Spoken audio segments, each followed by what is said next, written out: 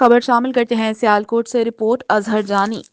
Senior reporter PNP sports news Sialkot. BSL edition 1 का match number 13 brother star मुकाबला kings 11 बेली के दरमियान खेला गया। किंग्स 11 ने टॉस जीतकर पहले बल्लेबाजी का फैसला किया। किंग्स 11 पहले बल्लेबाजी करते हुए 20 ओवर्स में 169 रन का हदफ सेट किया, जिनमें किंग्स 11 की जानिब से बेहतरीन बल्लेबाजी इमरान मानी के 38 रन, राशिद महमूद के 23 रन, फरद शाह 24 रन शामिल। ब्रदर स्टार की तरफ से बहुत कमाल की बॉलिंग। मुरीद हुसैन ने अपने 4 ओवर्स में 13 रन देकर 2 विकेट भी हासिल की। दूसरी इनिंग में टीम ब्रदर स्टार ये हदफ बना न सकी, जिसकी वजह से ये मैच हार गया। मगर ब्रदर स्टार की जानिब से बहुत अच्छी बल्लेबाजी की। सलमान बालू के 53 रन और जुहेब के 33 रन, इनके बाद कोई भी बल्लेबाजी न कर सका, तो ये मैच हार गए।